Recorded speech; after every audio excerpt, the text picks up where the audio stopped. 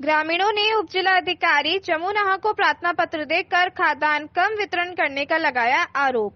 विकास खंड जमुनाहा के अंतर्गत ग्राम पंचायत बनकटवा महोली के ग्रामीण ने कोटेदार अकलीम के द्वारा राशन वितरण में भारी अनियमितता और कालाबाजारी करने को लेकर गांव के निवासी कमरुद्दीन, दिलशाद, जुमई, बुधाई, जुबेर आदि ग्रामीणों ने कोटेदार के खिलाफ गंभीर आरोप लगाते हुए राशन कम देने व गाली गलौज देने व धमकी देने व नई मशीन से राशन न देने को लेकर शिकायत करने पर आमदा फौजदारी पर करने को तैयार हो जाते हैं। इस संबंध में ग्रामीणों ने उच्च अधिकारियों को प्रार्थना पत्र देकर कोटेदार के विरुद्ध कार्यवाही करने की मांग की है। तथागत सरकार द्वारा कालाबाजारी रोकने के लिए अंगूठा लगाने व मशीन से पूरा राशन वितरण करने के लिए नियम लागू किया है, लेकिन फिर भी कोटेदार गरीबों को पूरा राशन न देकर कालाबाजारी करने पर उतारू है। इसकी शिकायत करने पर उच्च अधिकारी नजरअंदाज कर देते हैं, इसलिए कोटेदार गरीबों के खदान पर टका डालते हैं और मालामाल हो रहे हैं। क्या नाम है? कहाँ रहते हो? रानीपुर बनकटवा। क्या मामला है? मामला ये है कि ठेकेदार यूनिट बना करके गट्टी वो कांटा को पूरा कर लेता है, उसके बाद में आधा किलो यूनिट कम देता है। क्या नाम है कोटेदार? मेरा नाम कमरुद्दीन। कोटेदार का क्या नाम है? कोटेदार का नाम अकलीम। अकलीम। तो गल्ला कम देते हैं? जी, आधा किलो प्रति यूनिट कम देता है। तो आपने कहीं शिकायत की? जी, शिकायत करने के लिए आए। शिकायत करने के लिए आए? जी। एप्लीकेशन देंगे? जी। कहाँ पर है इस समय? इस समय तहसील में। आपका क्या नाम है? जुमई अली। कहाँ रहते हैं? रानीपुर बनकटवा मोहली। क्या मामला है आपका? कोटेदार गल्ला कम देते। क्या नाम है कोटेदार का? अकलीम। गल्ला कम देता है? हाँ। कितना देते हैं? एक आधा किलो देते हैं, मुझको 5 यूनिट। आधा किलो गल्ला काटते हैं। हाँ। तो इसकी शिकायत आपने कहीं की है? नहीं की नहीं थी, करने आए। करने आए। कहाँ पर है? एसडीएम जमुनाहा के। एसडीएम जमुनाहा। क्या नाम है आपका? इरशाद के। कहाँ रहते हैं? रानीपुर। क्या मामला है आपका?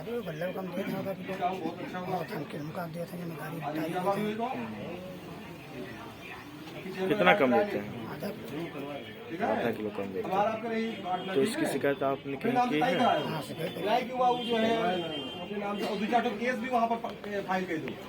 अधिकारी को दिए हैं आप एप्लीकेशन? ग्राम भटारी में नवांकुर संस्था पिटौर की सेक्टर बैठक संपन्न हुई।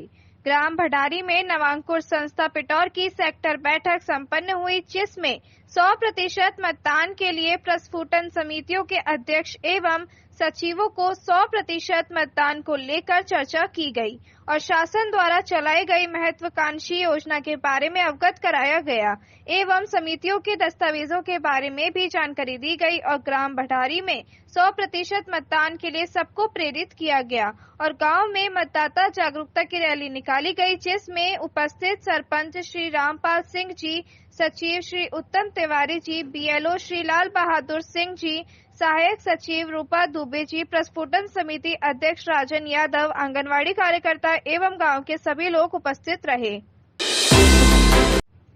प्रेम प्रसंग के चलते पत्नी और प्रेमी जीजा ने मिलकर पति को जहर खिलाकर मौत के घाट उतारा। शाजापुर जिला मुख्यालय पर प्रेम प्रसंग के चलते पत्नी और उसके प्रेमी जीजा ने मिलकर पति को जहर खिलाकर उसकी हत्या कर दी है, जिसको लेकर मृतक के परिजन थाना कोतवाली पहुंचे, जहां उन्होंने मृतक की पत्नी और मृतक के साडू भाई के अवैध संबंधों के चलते भाई को जहर खाने की शिकायत की है। वहीं उन्होंने आरोप लगाया है कि इन दोनों ने मिलकर ही मेरे भाई की हत्या की है। जीजा और साली के प्रेम प्रसंग के चलते साली के पति ने आत्महत्या कर ली।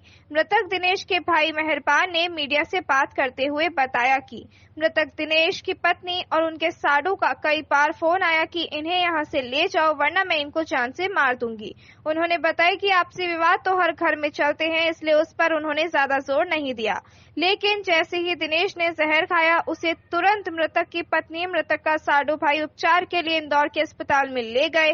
उसके बाद मामले की जानकारी परिजनों को दी गई, जिस पर मेहरबान इंदौर पहुंचा तो उसने देखा कि मृतक की पत्नी जीजा के साथ घर में हम बिस्तर हुई थी, जिसको देखते ही दोनों पक्षों में चिल्ला चोट के बाद मामले को शांत करवाया, लेकिन तभी से मेहरबान को जान से मारने की धमकी दी जा रही है। थाना कोतवाली शाहजहाँपुर में मृतक दिनेश पिता भागीरथ हरिजन निवासी टांडा की मृत्यु जहर खाने से होना बताया गया है, जिससे MYH इंदौर से मैंने केस डायरी प्राप्त की है और जिस पर मत क्रमांक 11/24 धारा 174 जाफो का कायम कर जांच में लिया गया है, जिसमें उसके मृतक के परिजन उसके भाई मेहरबान सिंह और सोदान सिंह के अभी कत्ल लिए गए हैं, जो अपने कदमों में बता रहे हैं कि वो उसकी पत्नी और उसके साड़ू पालू सिंह की प्रताड़ना से कर्नाटक जहर खाया है। अब इसकी प्रथम दृष्टया जांच की जा रही है, क्या सही है, जो सही होगा उस हिसाब से वो कार्रवाई की जाएगी। आपका शुभ नाम? मेरा नाम रमेश चंद्र यादव, थाना कोतवाली। उत्तराखंड जनपद देहरादून के पचवादून की वादियों में जहर घोलते अवैध hot mix plant Jasowala. Uttarakhand Dehradun के पचवादून, जहां हरियाली से भरा हुआ खूबसूरत बाग बगीचे नदियां हैं, यहां पर प्रदूषण विभाग से अनुमति लिए बिना stone crasher hot mix plant नियम विरुद्ध संचालित किए हुए हैं, वायुमंडल में जहर घोल रहे हैं और यहां आपने देखा होगा कि कोरोना वेरिएंट का नया रूप फिर से सक्रिय हो गया है, जिसमें उत्तराखंड सरकार द्वारा भी एडवाइजरी जारी की है। वहीं इसके दूसरी ओर क्षेत्र में किसी साजिश के तहत क्षेत्र की आबो हवा खराब करने की उद्देश्य से अवैध रूप से हॉट मिक्स प्लांट संचालित किया जा रहा है, जिनमें से 2 हॉट मिक्स प्लांट ग्राम पंचायत जसोवाला IIT शिक्षण संस्थान से महज चंद कदमों की दूरी पर संचालित किया जा रहा है, जिससे ग्रामवासियों के साथ साथ उक्त ITI कॉलेज में अध्ययनरत छात्र छात्राओं के जीवन पर संकट मंडराने लगा है। उक्त हॉट मिक्स प्लांट से निकलता जहरीला धुआं न जाने क्षेत्र में किसी गंभीर बीमारी को आमंत्रण दे दे। राजमिस्त्री मजदूर संघ भवन में संभाग स्तरीय कार्यकारिणी का हुआ गठन, अध्यक्ष के रूप में रसीकलाल नेताम निर्वाचित। जिला मुख्यालय कोंडागांव के सरगी पालपारा में स्थित राजमिस्त्री मजदूर संघ भवन में 1 अप्रैल को संभव स्तरीय पदाधिकारी का निर्वाचन किया गया। इस निर्वाचन में संभाग स्तरीय राजमिस्त्री मजदूर संघ के अध्यक्ष के रूप में रसीकलाल नेताम को चुना गया है। इसके अलावा उपाध्यक्ष के रूप में बाल किशन सेठिया, लखन दीवान, हरिचंद देवांगन, मंगल दीवान, कार्यकारिणी अध्यक्ष के रूप में BR साहू, महासचिव के रूप में श्यामल घर, खूबचंद दीवान, जयलाल सौरी, कोषाध्यक्ष के रूप में फूलचंद नेताम एवं संरक्षक के रूप में संतोष पटेल एवं जयराम देवांगन को चुना गया है। जी, अपना नाम परिचय बताइए। मेरा नाम संतोष पटेल है, जो राजमिस्त्री मजदूर संघ के संरक्षक, और जिसमें नया संगठन 2024 में किया गया है, जिसमें रसिक नेताम अध्यक्ष और उपाध्यक्ष बालकृष्ण सेठिया जी और महासचिव श्यामलधर साहब और कोषाध्यक्ष फूलचंद नेताम जी उसे मनोनीत किया गया है। दमोह लोकसभा प्रत्याशी हुए पत्रकारों से रूबरू। लोकसभा दमोह से भाजपा प्रत्याशी राहुल सिंह ने कहा कि मोदी के नेतृत्व में पिछले 10 वर्षों से विकास के कार्य हो रहे हैं। भाजपा ही ऐसी पार्टी है जहां कार्यकर्ताओं से लेकर प्रधानमंत्री तक सभी को एक सा महत्व मिलता है। आने वाले समय में प्रधानमंत्री जी की सोच 2047 का भारत मतलब सब कुछ बदला भारत। प्रधानमंत्री का कहना है कि मैं रहूं अथवा ना रहूं, पर 1947 की आजादी के बाद से वर्ष 2047 यानी कि 100 वर्ष पूर्ण होने भारत की विश्व में अलग ही पहचान होगी। एक पत्रकार के सवाल पर कि किसानों का गेहूं 2700 रुपए समर्थन मूल्य में खरीदने की तत्कालीन मुख्यमंत्री शिवराज सिंह चौहान की घोषणा लागू होगी कि नहीं, इस पर जवाब देते हुए कहा कि जो भी घोषणा है वह पूरी होगी। लाडली बहना योजना जारी रहेगी। वर्षों से लंबित पड़ी प्रस्तावित रेल लाइन के संबंध में कहा कि अगर मुझे मौका मिला तो आप सबके सहयोग से इसे पूरा करने का हर संभव प्रयास करूंगा। नंबर नोट कर लो। हमारी भाई साहब 1 मिनट, क्या जो अभी बीमा है, कृषि बीमा, उसमें मसूर, चना, गेहूं, तो जगह जगह पे पिछले जब शिवराज सरकार रहा करती थी उस समय तुरंत पटवारी और तहसीलदार के माध्यम से उनका उचित निरीक्षण करवा के उनको मुआवजा दिलाया जाता है। लेकिन इस बार अभी तक क्यों नहीं ऐसा हो पाया कि उनका निरीक्षण करवा के उनकी मांग। अभी आचार संहिता लगी, आचार संहिता के पहले तक ज्ञापन दिए लोगों ने दिए, सब लोगों ने सत्ता में रहते हुए जो जिला पंचायत सदस्य है और सभी लोग। आचार संहिता लगी हुई है और इसके लिए मैं अधिकृत नहीं हूँ कि क्या आदेश करना है क्या नहीं करना है। तो कोई भी आदेश मुख्यमंत्री करेंगे तो चुनाव आयोग से इसके लिए परमिशन लेनी पड़ती है, क्योंकि चुनाव आयोग में लाभ के दायरे में ही आ जाता है। तो ये आपने जो विषय बताया इसके लिए मुख्यमंत्री जी के संज्ञान में लाके हम बात कर लेंगे, वो विधिवत परमिशन लेके उसकी घोषणा करनी है क्या करनी तो वो करना है। क्या आप अपने वादे से तटस्थ रहेंगे कि कुछ बाद में भी कुछ ऐसा हो जाएगा कि आप यही रहेंगे, हम भी रहेंगे, अपन निरंतर काम करना एक नंबर नोट कर लो, अगर कोई नंबर नोट कर लो। एक हमारी भाई साहब एक मिनट, क्या जो अभी बीमा है कृषि बीमा, उसमें मसूर चना गेहूं तो जगह जगह पर पिछले जब शिवराज सरकार रहा करती थी उस समय तुरंत पटवारी और तहसीलदार के माध्यम से उनका उचित निरीक्षण करवा के उनको मुआवजा दिलाया जाता है। लेकिन इस बार अभी तक क्यों नहीं ऐसा हो पाया कि उनका निरीक्षण करवा के उनकी मांग। अभी आचार संहिता लगी, आचार संहिता के पहले तक ज्ञापन दिए लोगों ने दिए, सब लोगों ने सत्ता में रहते हुए जो जिला पंचायत सदस्य है और सभी लोग। आचार संहिता लगी हुई है और इसके लिए मैं अधिकृत नहीं हूँ कि क्या आदेश करना है क्या नहीं करना है। तो कोई भी आदेश मुख्यमंत्री करेंगे तो चुनाव आयोग से इसके लिए परमिशन लेनी पड़ती है, क्योंकि चुनाव आयोग में लाभ के दायरे में ही आ जाता है। तो ये आपने जो विषय बताया इसके लिए मुख्यमंत्री जी के संज्ञान में लाके हम बात कर लेंगे, वो विधिवत परमिशन लेके उसकी घोषणा करनी है क्या करनी तो वो करना है। क्या आप अपने वादे से तटस्थ रहेंगे कि कुछ बाद में भी कुछ ऐसा हो जाएगा कि आप यही रहेंगे, हम भी रहेंगे, अपन निरंतर काम करना एक नंबर नोट कर लो, अगर कोई अच्छा अपन कर सकते हैं पढ़ने के लिए सामूहिक रूप से अपन होकर। पूरे भारत में प्रधानमंत्री जी के नेतृत्व में चुनाव लड़ा जा रहा है, तो इसमें स्थानीय जो जनप्रतिनिधि हैं उनकी छवि पर कितना असर रहेगा कि वो उनकी छवि।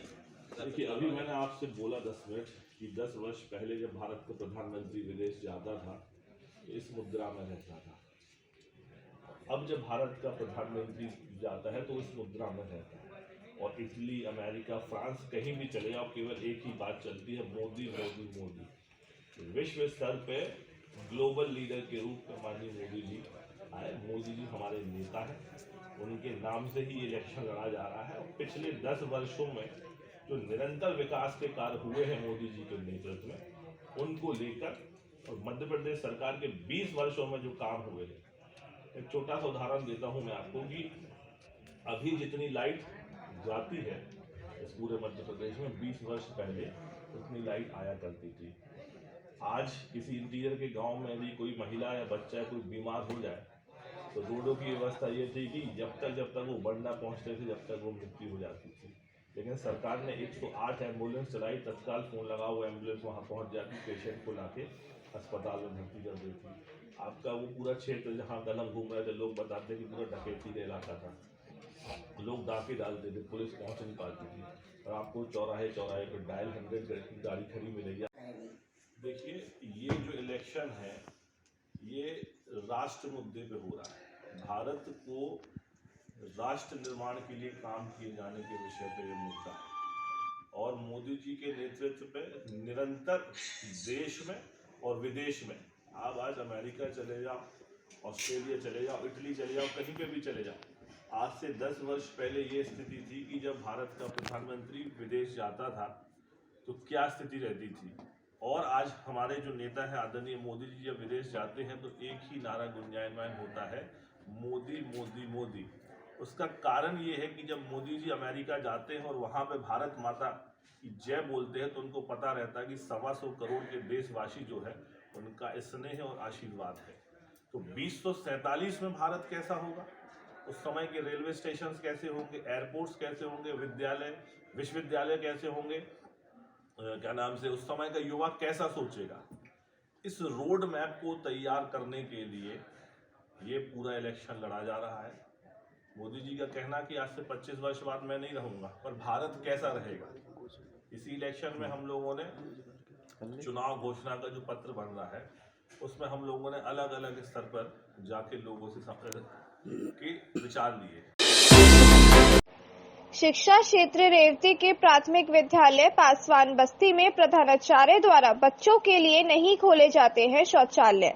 एक तरफ प्रदेश की योगी सरकार द्वारा खुले में शौच करने से रोकने के लिए प्रत्येक विद्यालय में लाखों रुपए खर्च कर आधुनिक शौचालय का निर्माण करवाया गया है, तो वहीं रेवती ब्लॉक के शिक्षा क्षेत्र रेवती के प्राथमिक विद्यालय पासवान बस्ती कुशहर के प्रधानाचार्य तेज नारायण यादव द्वारा बच्चों को खुले में शौच करने के लिए मजबूर किया जाता है।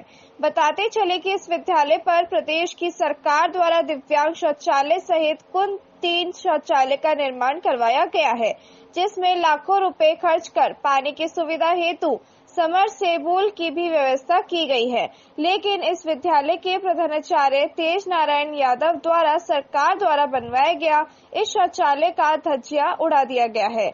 इस विद्यालय के बच्चों ने बताया कि शौचालय का ताला हमेशा बंद रहता है और हमें शौच करने के लिए खुले खेत में जाना पड़ता है। बताते चले कि वहीं इस विद्यालय के बच्चियां शर्म के मारे कोई जवाब नहीं दे पाई और बताया कि मास्टर साहब स्कूल के बारे में बताने से मना किया है और गलती से कोई कुछ बता देता है तो उसे मास्टर साहब तेज नारायण द्वारा दंडित भी किया जाता है।